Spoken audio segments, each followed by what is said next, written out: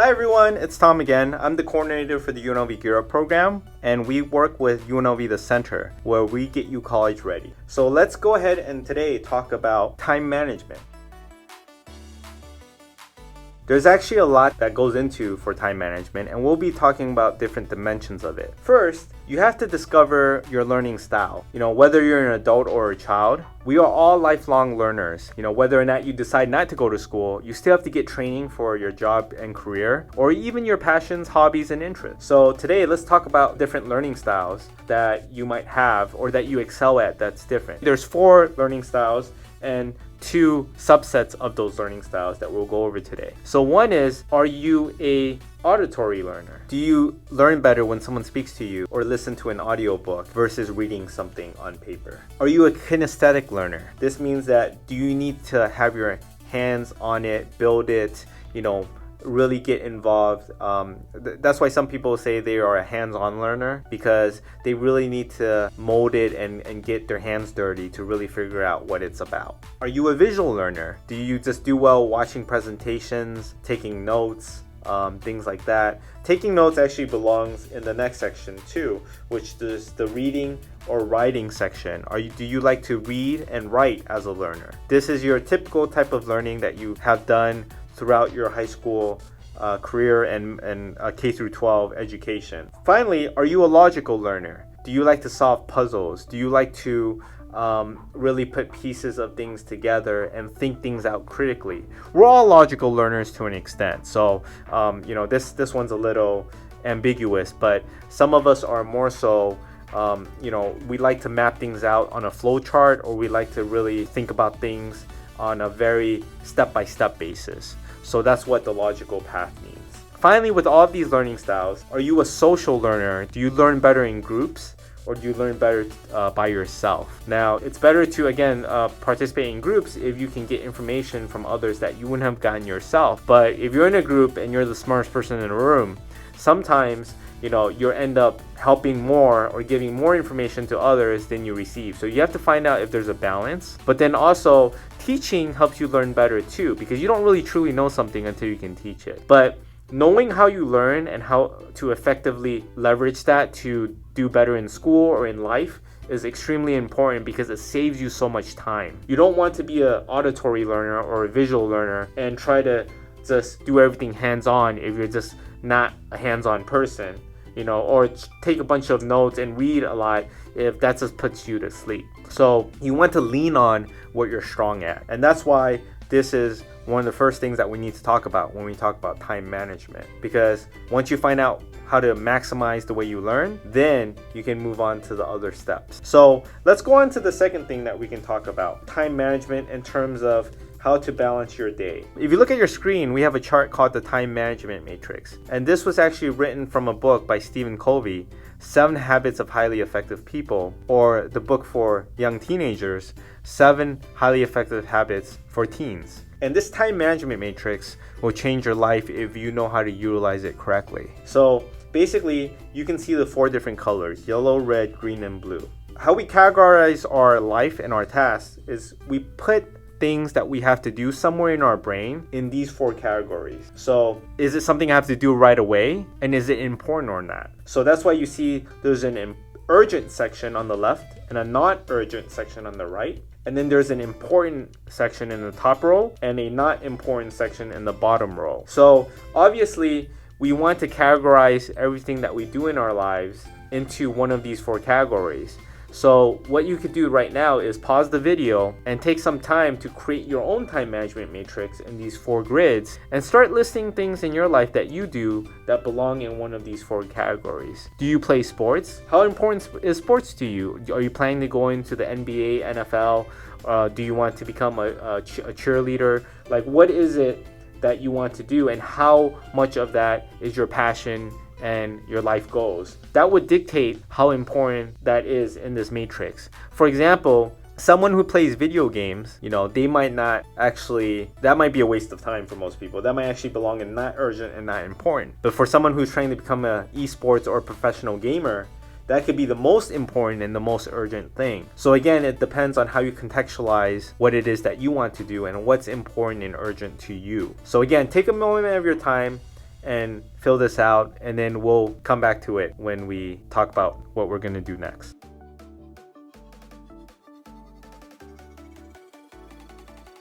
Great, were you able to fill out the matrix? Well, I'm sure you actually discovered there's a lot of things that you did in your life that you didn't know were either time wasters or even maybe things that you needed to do that you haven't gotten to yet. So typically what I recommend is for the important, not urgent parts, a lot of your friendships, relationships, and just those important moments where it's not really related to work, school, things like that, that should go in there, because sometimes you need those connections with family members or with your friends to recharge and refocus.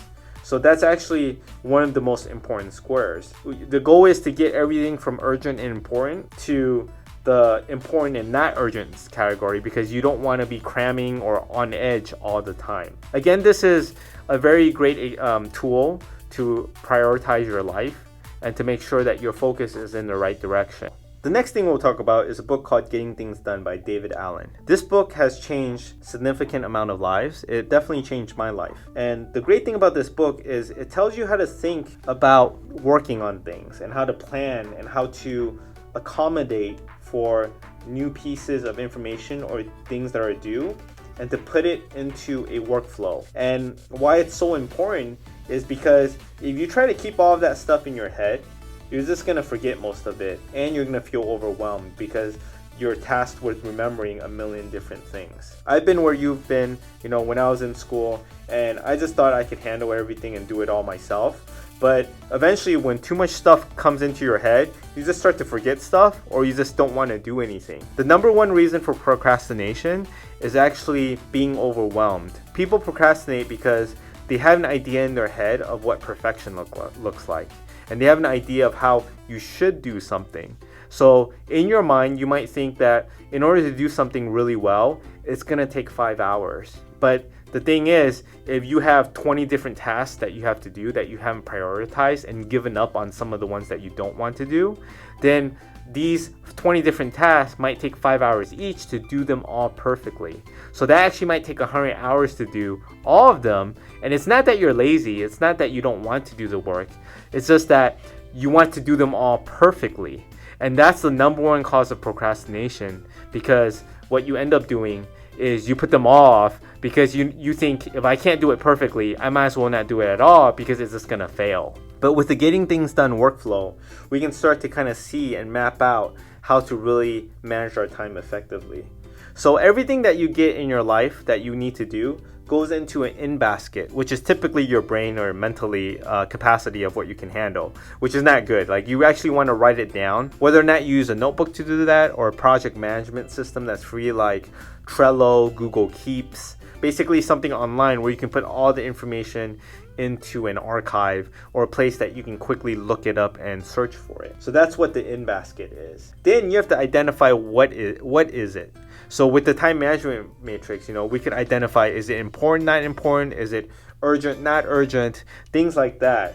And you can categorize it however you want. So, maybe you have a list for schoolwork, or you have a list for chores, or you have a list for your sports. And then that's how you would categorize what something goes into. And then the next question is the most important question. Is it actionable? Is it actionable right now? Can you work on it right now? And the quick thing to determine on that is, can I do it in less than 2 minutes? If I can't, it will become a project, meaning that there might be multiple steps that I have to take to finish this.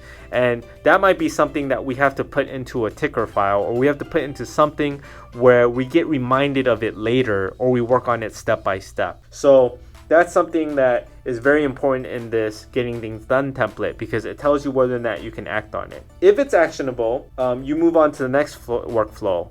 But if it's not actionable and it's going to take multiple steps, we have 3 options. 1, we can throw in the trash. So again, if it's something that you actually can't do, or if it's not important to you, then you might consider discarding it or just saying no. There's no, all of the successful people in the world, they say no to things that aren't worth their time. So you have to consider whether or not you want to say no to it, because you can't take action on it. Can you take action on it someday, maybe in the future?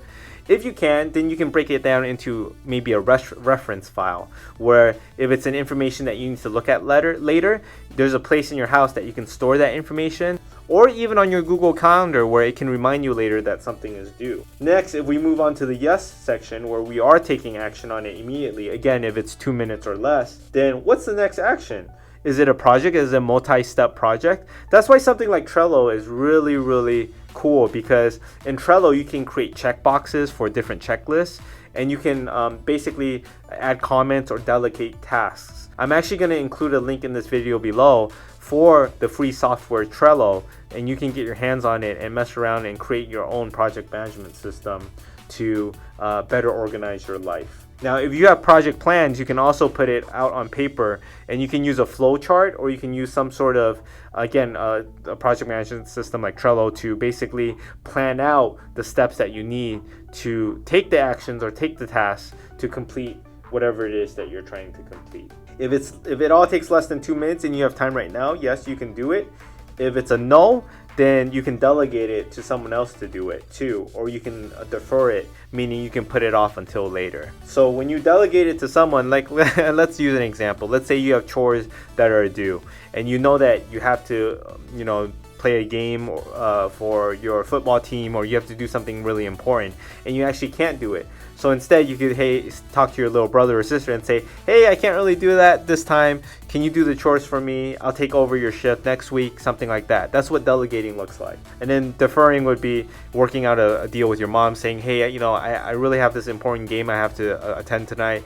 Can I skip my chores for this week, or can I do it next week? That's how deferring something looks like. So overall, just take a moment to scan the getting things done workflow chart. If you really like this chart and you want to understand more about how to do things and not be overwhelmed, again, David Allen's book is really important. You can find it on Audible, or you can find it on Amazon. It's also going to be at your local library to check out. But this is a book that can get you highly productive, and it can make you a better manager of your time. Finally, let's talk about time management for study skills. So here's some tips and tricks on the screen that will keep you on path to being an efficient student. Don't attempt to cram all your studying into one session. Plan when you are going to study, and then study at the same time, and sometimes at the same place, which can help you as well, because it will make you lock in whenever you're in that surrounding. Each time you study, you should have a specific goal. It can be a very small goal so you don't get overwhelmed. Am I just going to learn 10 vocabulary words, 20 vocabulary words? Am I only going to read 5 passages? When you have an end goal and you have a point of finishing, studying becomes much easier. Start with the most difficult subject first to get you on a roll. Always review your notes before you're starting an assignment. Never procrastinate your planned study session. Again, we talked about earlier, procrastination is because you can't settle for less than perfect. So make sure that you drop the things that aren't worth your time, and you put all of your focus onto the things that are your time, and you budget your time correctly. Make sure you're not distracted while you're studying. So if you're studying in a group, remember that social aspect that we talked about earlier. If you're studying in a group, if you're getting distracted and having more conversations, maybe you should become a solitude studier, and you should actually study by yourself.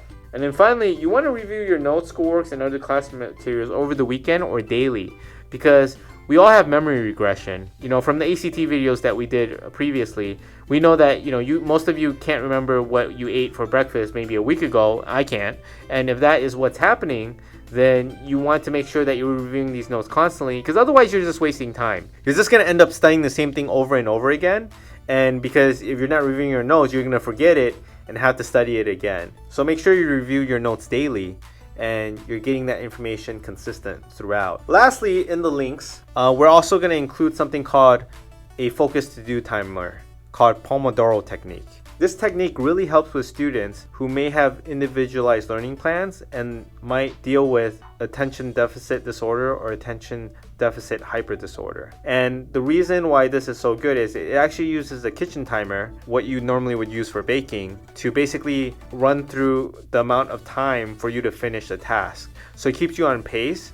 It makes you want to beat the timer before you finish your task and move on to the next one. If you couple this with Trello, the time management matrix, getting things done, and all of the other tools that are provided, you will become super efficient, and you'll see your productivity increase by tenfold. So I hope you learned a lot in today's lesson. I know it was a lot of information, please go ahead and just check out the tools listed below in the links. And I know that time management is something that we continue to work on for life and to build and get better on. And I think you can definitely make the first step here today. Remember, it doesn't have to be perfect because that's what causes you to not start.